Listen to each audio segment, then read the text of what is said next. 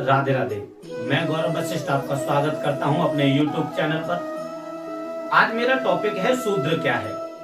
हम कभी एक जाति को मानते हैं कि ये शूद्र है, लेकिन मैंने कुछ पुराणों से कुछ अध्ययन करने के बाद एक श्लोक निकाला है।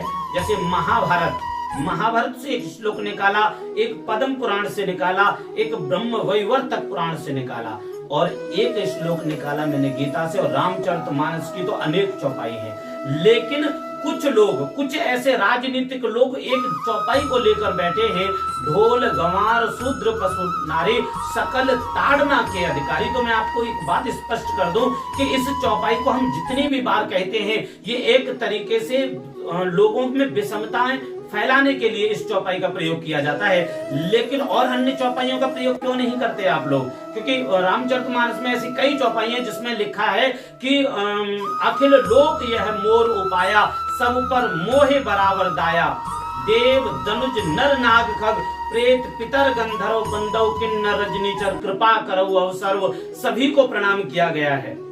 ये भी तो विशेष दोहा है। एक तो चौपाई यहां तक दी गई है कि सब मम प्रिय सब मम उपजाए और सबसे प्रिय मनुज मोय भाई, लेकिन इस चौपाइयों के विषय में कोई नहीं बोलता। और भी बहुत विशेष अच्छी चौपाई हैं। यहाँ तक कि रामचंद्र जी ने सबरी अधम जाति की है, छोटी जाति की, वो स्वयं कहती है मैं नीच जाति की हूँ, लेकिन राम जी कहते हैं मानहु एक भगति करनाता। राम जी कहते हैं, और हम जो है उनकी बातों को न स्वीकार करके अन्य की राजनीतिक बातों में हम लोग फंसे हुए हैं। लेकिन मैं आपको बता दूं कि जो इस चौपाई के अंदर ढोल गंवार शूद्र पशु नारी सकल ताड़ना के अधिकारी का अर्थ क्यों दिया गया है, जो व्यक्ति अपनी मर्यादा से भंग कर हो जाए, जो अपनी मर्यादा का पालन ना करे, जो अपने कर्तव्यों का पालन ना करे, वह व्यक्ति शूद्र ही है। क्योंकि हम हमेशा ये चीज देखते हैं, और हमें शायद ये चीज का इस चीज का ज्ञान होगा कि हम अगर यदि गंवार की बात करें तो अगर यदि एक गंवार बिगड़ जाए तो शहर को नष्ट कर सकता है महाराज। गंवार को ताड़ना आवश्यक होता है। शूद्र जो व्यक्ति माता पिता का अपमान करे, धर्म का अपमान करे, अपने कर्म से विमुख हो जाए, वह व्यक्ति शूद्र है। जैसे कि श्लोक कहता है कि चांडालो मुनि श्रेष्ठो विष्णु भक्ति परायणा, विष्णु भक्ति विहीनस्तु तुजोपि स्वपचोद्यमा।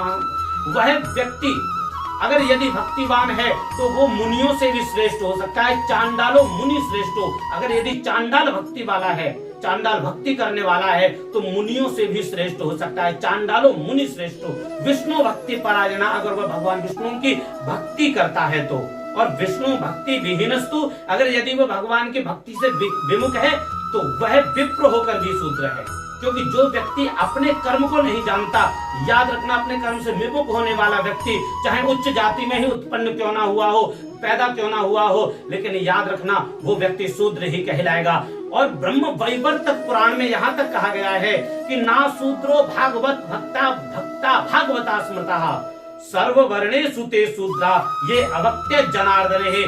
सारे धर्मों में अगर यदि कोई शूद्र है, सारे धर्मों में अगर यदि कोई शूद्र है तो वो है ईश्वर को ना मानने वाला व्यक्ति, अपने धर्म को ना मानने वाला व्यक्ति। प्रत्येक मनुष्य का धर्म निश्चित किया गया है, विद्या दान तप सत्य, और इसको तो कोई मानता नहीं। अच्छा ये बताइए, ऐसा कौन से देवता का अपमान हो जाएगा अगर यदि आप सत्य को मान लेंगे तो? आप अगर यदि ऐसे कौन से देवता का अपमान हो जाएगा अगर आप सत्य बोलेंगे तो? किसी का नहीं होगा। आप विद्या अध्ययन कीजिए, आपको किसने गलत कहा है? आप तप कीजिएगा, दान कीजिएगा, आपको कोई गलत नहीं कह सकता है। इसमें कोई भी विशेष नहीं है। धर्म का अपमान करने वाला व्यक्ति शूद्र होता है। आप धर्म का कोई अपमान मत कीजिएगा। और याद रखिएगा, राजनीति विषय पर अगर यदि जाएंगे तो राजनीति हमें भटकाने के लिए है। राजनीति पर ध्यान मत दीजिएगा। क्यों? क्योंकि ईश्वर कहता है मैं प्रत्येक मनुष्य को समभाव से देखता हूँ, क्योंकि ज्ञान मान यहाँ एक नहीं, इस सृष्टि पर कोई भी ज्ञानी नहीं है। राम जी कहते हैं कि ज्ञान मान यहाँ एक नहीं, और देखई ब्रह्म समान सब माही, ज्ञानी वही है जो सर्वत्र भगवान का दर्शन करने वाला व्यक्ति है। तो इसमें जाति भेद कुछ नहीं है। इसमें जाति भेद हमारे जो राजनीतिक कुछ मूर्ख हैं उन्होंने इस चीजों को तैयार किया है। वो कहते हैं ये अपमान करता है हमारा धर्म, लेकिन हमारे किसी भी ग्रंथ में किसी भी शूद्र का कोई अपमान नहीं दिया गया है। भगवान श्री कृष्ण ने उस स्वपच वाल्मीकि को, जिस वाल्मीकि समाज जिस वाल्मीकि जी को पूजता है, उस स्वपच वाल्मीकि को भगवान श्री कृष्ण ने अपने पास बिठाकर भोजन कराया और द्रौपदी के द्वारा भी भोजन कराया। और जब उस स्वपच वाल्मीकि ने भोजन कर लिया उसके बाद ही युधिष्ठिर का यज्ञ पूर्ण हुआ। तो बताइए कि हमारा सिद्धांत कहाँ द्वेष कर रहा है? स्वपच वाल्मीकि के द्वारा ही आज वाल्मीकि समाज उन्हें प्रधानता देता है। जिन्होंने रामायण लिखी थी वो दूसरे वाल्मीकि थे, और जिन्होंने भगवान श्री कृष्ण के साथ में वो स्वपच वाल्मीकि थे जिन्होंने भगवान श्री कृष्ण के साथ में लीला की, भगवान श्री कृष्ण का दर्शन किया और भगवान श्री कृष्ण ने उन्हें अपने पास बिठाकर अपने हाथों से भोजन कराया।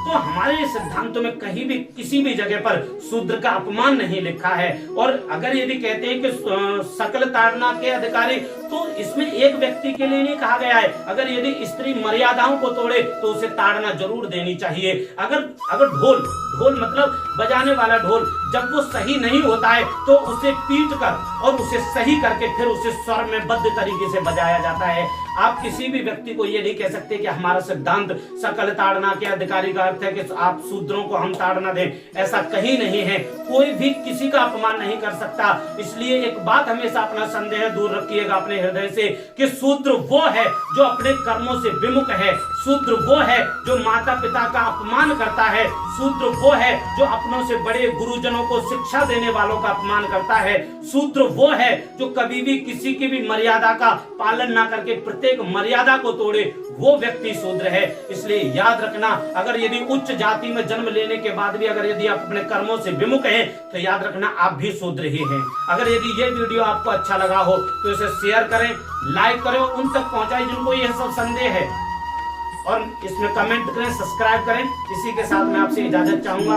राधे राधे, जय श्री कृष्ण।